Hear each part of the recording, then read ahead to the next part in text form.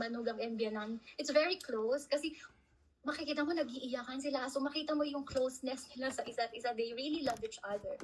I don't know if common pa yung manugang ngayon na anyway. So makita natin yung close relationship nila sa isa't isa. At the same time, naging honest din si... Di ba si...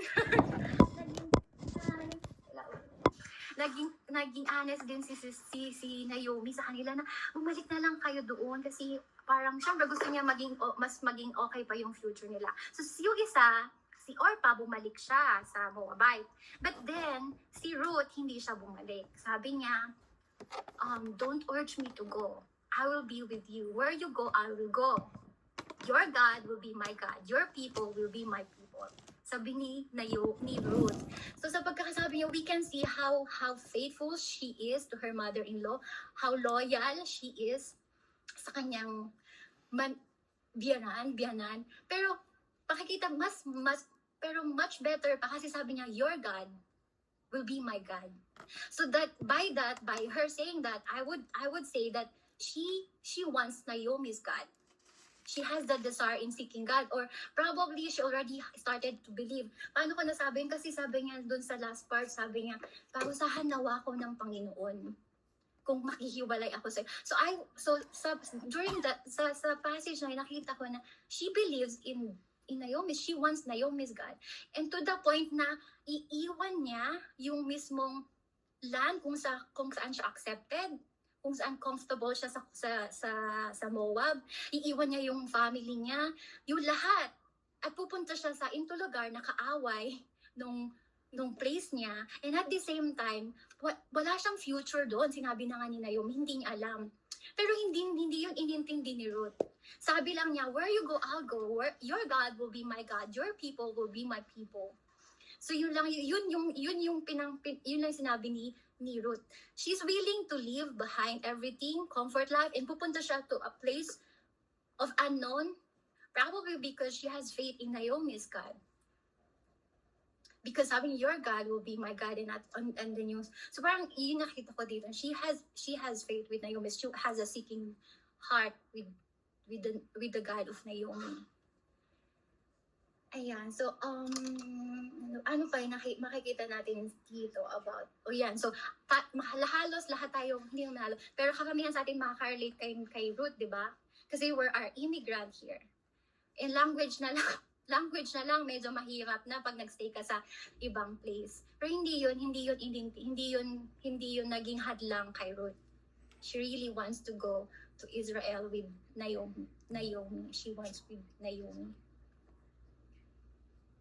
Ayan. So, doon makikita natin yung loyalty, yung love ni Ruth kay Naomi, yung faithfulness niya kay Naomi. She has a seeking God she's a seeking heart. She want to know the God of Naomi, and she want to be the God of Naomi, and she want to be the people of God sa Israel.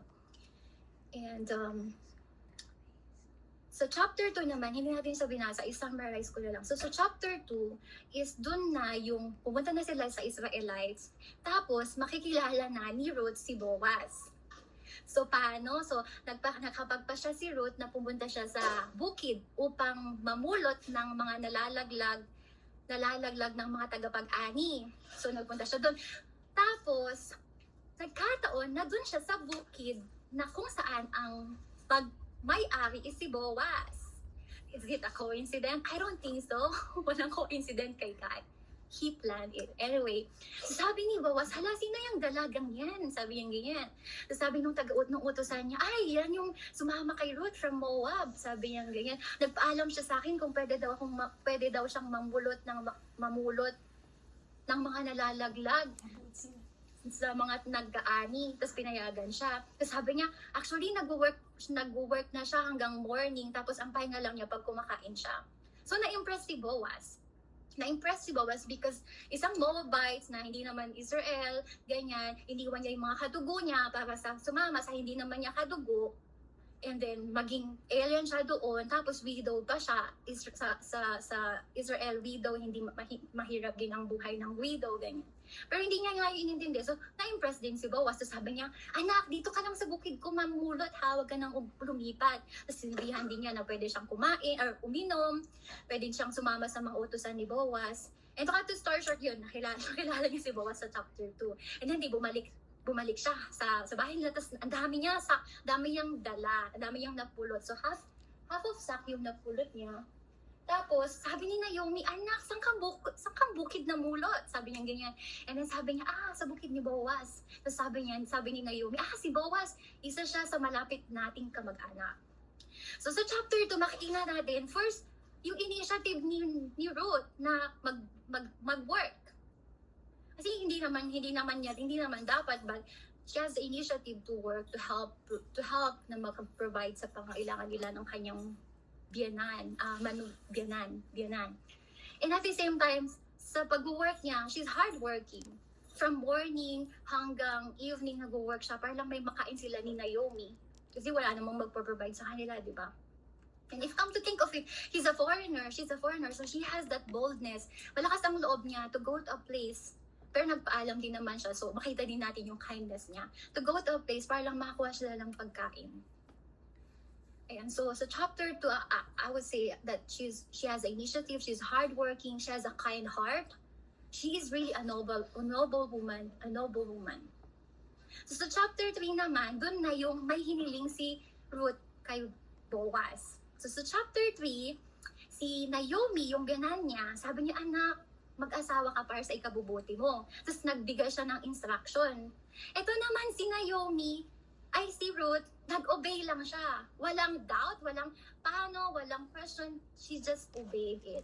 So, inobey niya. So, sa threshold, si Boaz, nung nakainom na siya, sabi niya, pumunta ka pag nakahiga na siya. So, dahan-dahan siyang pumunta. Nung natutulog na si Boaz, sa paanan niya, inopen yung kumot at doon siya nahiga. So walang kaalam-alam si Boaz na nandun na pala si Ruth sa paanan niya nahiga. And then, nung nagising si Boaz, nagulat siya, sino ka? Sabi niya gano'n. Tapos sabi niya, ako po si Ruth. Ako po ay malapit niyong kamag-anak na dapat niyong pangalagaan. Sabi niya gano'n. Takpan niyo po ako ng damit ninyo para siya yung pakasalan or pangalagaan siya. Kasi during that time, they have this law, kinsman redeemer law, na kung saan yung halimbawa na katulad ni Ruth, namatay na yung asawa niya, widowed na siya. Yung next na kamag-anak na single pa, pwede niyang bilhin yung lupa at the same time responsible din siya sa naging byuda na ulila. Yes. Ganon. So tapos makikita din natin dito yung heart din ni Boaz na he wants to help Ruth din. Sabi niya, huwag kang mag-alala, tutuparin ko yung hiling mo, sabi niya gano'n. Pero, hindi siya yung pinaka-closest na kamag-anak. May mas malapit pang kamag-anak na dapat siya yung mag-redeem or siya yung tutubos sa lupa ni Elimelech at the same time, magpapakasal, aasawain niya si Ruth, ganyan. Pero sabi niya, hayaan mo, malalaan natin bukas. Sabi niya, kakausapin niya yung closest relative. So that was chapter 4. So chapter 4, syempre si Boaz, kinausap niya yung closest relative. And then, sabi niya, ikaw yung pinaka-closest na relative. Gusto mo bang bilhin yung lupa? Tapos sabi nung closest relative na walang pangalan, sabi niya, bibilhin ko. But at the same time, sabi ni Boaz, kung bibilhin mo, sasama mo din yung byuda. Asawain mo din yung byuda ni Malon. Sabi niya gano'n kasi part siya ng mga ire-redeem niya. Pero tapos sabi niya, wag na, ikaw na lang. Sabi niya gano'n. Magkaka-issue pa ako sa lupain ko. Sabi niya gano'n. So, cut the story short, tinubos ni Boaz, si Ruth, yung lupain ni Elimelech. They get married, and then nagkaroon sila ng anak. Ang pangalan ng anak niya is si Obed, na siyang tatay ni Jesse, na siyang tatay ni David. So that was the Ruth story. It was really good. So makita natin na makikita natin sa chapter 3 yung obedient heart ni Ruth when Naomi instructed her. She doesn't know about Israelites' law, but she just obeyed. She trusted God. I would say she trusted God because she trusted God's Naomi. And then, sinagawa lang niya kung ano yung instruction sa kanya ni Naomi. And then, nung sinabi ni Boaz na hindi ako yung pinaka-closest, what did she do? She just waited kasi yun sabi nung mag-wait lang kung anong magiging resulta. For Boaz naman, we can learn na though she was impressed with Naomi, but with Ruth, but kahit gusto niyang pakasalan, she still want to honor the law. That's why she said, hindi ako yung closest relative, but malalaan natin. She honors the law, he honored the law, and then he honored God because yun yung dapat yun din yung ni God. So he honored God din. And then yun. So chapter 4, makita natin dito kung gaano kaganda out of their decisions in life. Kasi etong story of Ruth is a foreshadow of God's redemption for us. When God gave his son, his one and only son, to redeem us from our sin, from the curse that we deserve.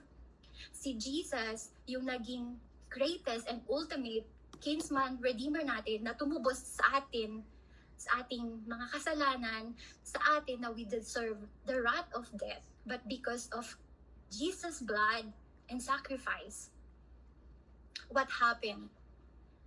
Because of God's sacrifice, because of blood, we will become the bride of the God. In Revelation, diba? Will become the bride, and then God is the groom, and that is the ultimate wedding. Na yun yung we're looking forward to the great wedding in Revelation. We are all the God's bride. And so itong wedding na to nila Ruth is just small thing compared to the big wedding, the most awaited wedding in Revelation. We are all bride. We're clothed in white clothes, not because we deserve it, not because of what we do, but because of what Jesus did on the cross. Ayun, so yun yung foreshadow ng Book of Ruth din. It was foreshadowing Jesus kasi sinong mag-aakala na a Moabite, she is not a chosen one, she is not an Israelite, will be the great grandmother of David, and at the same time she will be part of genealogy of Jesus. She was mentioned in Matthew chapter 1 along with Rahab. So it was all amazing. So what we can learn here sa part 3 ng ating objective, what we can learn here about God. Where is God in this story? God is working behind the scene. So chapter 1, it was dark, namatay si Elimelech, namatay yung asawa ni Ruth. And Naomi is super bitter. She even mentioned that God is punishing me. But she doesn't know that God allowed it for a reason. Because God is orchestrating his redemptive plan and purpose. Kasi imagine, part sila nung genealogy ni God. Part na si Naomi, part na si Ruth.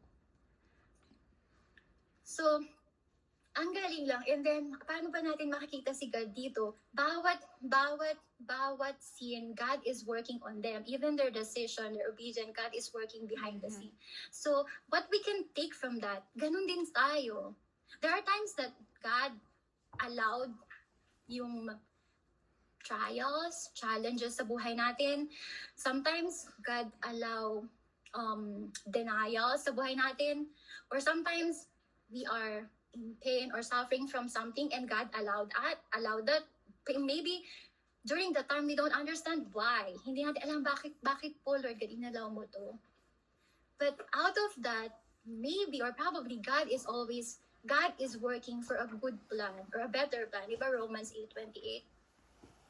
In God, all things God work together for our good. So there are probably times na nagko-close doors, kino-close ni God yung door. And sometimes parang we question God, bakit ganun, gusto ko lang naman mag-work or ganyan, pero closed door siya. But because probably God wants you to have much better opportunity. Or sometimes God remove people in our life. And sometimes masakit. painful, especially that there are times now we lost loved ones. It is painful, but let us trust God because he knows what He is doing in our life. Even the small things, He knows what He's doing in our lives. So like Ruth, we can trust God. Like what we will do, then we trust God and we keep on obeying what God wants us to do. Because we don't know, probably katulad ni Ruth, malay ba niya na yung mga decision nila during that time, it's a big picture pala na manggagaling sa kanila ang Messiah, manggagaling sa line nila si Jesus. So hindi nila alam. So ganun din tayo. Probably God is working in our life na we don't know. But so even if painful, even if we're in famine during this season, we are in pain during this season, heartbroken, sick, probably, keep on trusting God and keep on obeying God because He is sovereign in our life. Kahit na minsan hindi natin ma-explain why, hindi natin maintindihan. Or probably we'll go to, katulad ni Ruth, we go to a place na He wants us to go but walang future. Let's keep on trusting God. Kayo, ano ba yung masasabi? I'm sure madami din kayong makikita na lesson about God, about what we can learn from Ruth or this story. If anyone wants to share, you can share them. Yes, love. What else? So dito makikita ba natin about God? He is not just a God for the Israelites. He is a God for everyone. So kahit na si Ruth, hindi siya privileged kasi diba, Israelites are privileged, especially Old Testament. We can all read about the Old Testament. But still, God can change anyone's life. Can make an impact to anyone's life. Kahit sino man, kahit kaano man kalaki or kaano yung kasalanan mo, God can always turn your life. You just have to willing and accept His gift, His grace in your life. Ayan, so what else? Okay, yun. Anyone pa who want to share? Amen. Amen. Okay na po ba yun, si Rachel ko? Okay na po? Yeah, anyway, okay. Yeah. But okay, Praise God, if anyone wants to share about... Maraming salamat po. No? Palakpakan natin si Lord through si Rachel natin. Ano po? First time